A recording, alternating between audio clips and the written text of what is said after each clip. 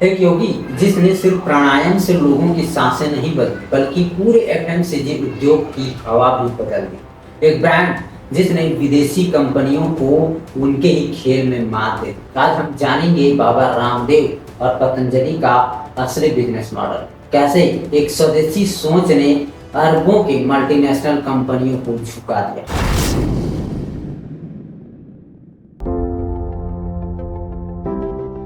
सन 2000 के आसपास की दशक में शुरुआत हुई। टीवी पर सुबह सुबह एक आदमी योग सिखाता था, नाम था बाबा रामदेव। लाखों लोग उसे योग गुरु के नाम से फॉलो करने लगे और यहीं से एक भरोसा पैदा हुआ। लेकिन बाबा रामदेव अकेले नहीं थे, उनके साथ एक और शख्स भी था, नाम था आचार्य बालकृष्ण। जहाँ रामदेव बाबा लोगों से जुड़ने में माहिर थे, वहीं बालकृष्ण थे आयुर्वेद और बिजनेस प्लानिंग में एक्सपर्ट। मिशन था आयुर्वेद को आम आदमी की जिंदगी का हिस्सा बना। लेकिन सोच सिर्फ आयुर्वेद बेचने की नहीं थी, सोच थी एक आंदोलन शुरू करने की। पहले उन्होंने कुछ साधारण प्रोडक्ट्स लॉन्च किए, जैसे कि टूथपेस्ट, घी, शहद। लेकिन असली चमत्कार तब हुआ जब लोगों ने इन्हें अपनाना शुरू किया।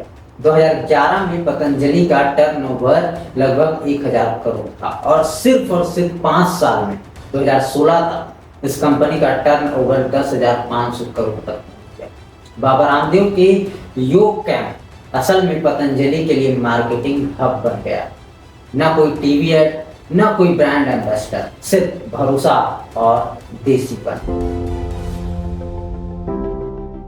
अब बात करते हैं पतंजलि के बिजनेस मॉडल की उन 5 चीजों की जिसने इसे बाकी कंपनियों से अलग बनाया।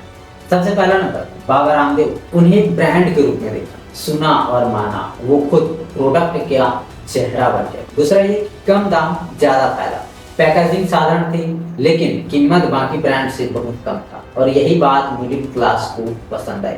और नंबर 3, डिस्ट्रीब्यूशन नेटवर्क। उन्होंने अपने खुद के पतंजलि स्टोर खोले, ना कि सिर्फ सुपरमार्केट्स पर निर्भर रहे। और चौथा है प्रोडक्ट्स की विविधता। घी से लेकर साबुन, नूडल से लेकर आयुर्वेद दवा, जो भी बिक सकता था वो उसे बनाना शुरू कर दिया। और नंबर 5 है स्वदेशी और संस्कृति का मिश्रण। जब देश में मेड इन इंडिया की लहर उठ रही, पतंजलि उस लहर का सवारी कर रहा था। हर बिजनेस की तरह पतंजलि भी बिना कंट्रोवर्सी के नहीं रहा। कुछ प्रोडक्ट्स की गुणवत्ता पर सवाल उठे, बहुत सारे प्रोडक्ट्स जल्दी लॉन्च हुए जिससे ब्रांड कमजोर होता दिखा। कुछ विज्ञापन में दावा किया गया कि हमारा प्रोडक्ट 100% सुरक्षित है, लेकिन सरकारी एजेंसियों ने इसे गलत बताया। लेकिन बाबा रामदेव ने कभी रुकना नहीं सीखा था। 2019 में पतंजलि ने रुचि सोया को खरीदा, जो भारत की सबसे बड़ी तेल कंपनियों में से एक। इससे पतंजलि का प्रोडक्शन और डिस्ट्रीब्यूशन पर बड़ा इंफ्रास्ट्रक्चर मिल गया। इसके बाद पतंजलि फूड्स नाम से कंपनी ने शेयर मार्केट में भी एंट्री। अब ये सिर्फ एफएमसीजी ब्रांड नहीं बल्कि एक कॉर्पोरेट साम्राज्य बन चुका है। आज 2025 में पतंजलि की चुनौती है युवा जनरेशन, जो इंस्टाग्राम फर्स्ट है, उसे कैसे जोड़ा जाए। क्यों? अब डाबर, हिमालय और कई नए आयुर्वेदिक स्टार्टअप अब भी मार्केट में, लेकिन पतंजलि की ताकत सिर्फ ब्रांड नहीं, एक विचार है। और अगर वो विचार सही से इवॉल्व हुआ तो आने वाला दशक में भी बाबा रामदेव बिजनेस की किताबों में मिसाल बने रहेंगे। अगर आप एक एंटरप्रेन्योर हैं तो पतंजलि से ये 5 बातें जरूर सीखें। पहला, इन्फ्लुएंस फर्स्ट प्रोडक्ट लेटर। भरोसे से बड़ा कोई मार्केटिंग टूल नहीं होता। नंबर 2 पर है तेजी से लॉन्च करो फिर सुधारो। लोकल सोचो, नेशनल बनो, देसी भावनाओं से जुड़ो, लेकिन काम में प्रोफेशनल रहो।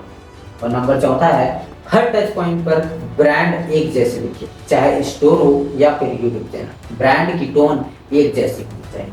और नंबर 5 है अपने कंपटीशन से डरने की जगह उन्हें बदलो। पतंजलि ने सिर्फ अपने प्रोडक्ट बेचे बल्कि पूरे मार्केट को एक नया रूप दे दिया। अगर आपको पतंजलि की ये केस स्टडी पसंद आई हो तो वीडियो को लाइक और शेयर जरूर करें। नीचे कमेंट करके बताएं क्या आप पतंजलि के प्रोडक्ट यूज करते हो। ऐसे और बिजनेस स्टोरी के लिए हमारे चैनल को सब्सक्राइब करना ना भूलें। हम मिलते हैं आपको अगले इंटरेस्टिंग वीडियो में, तब तक के लिए नमस्कार।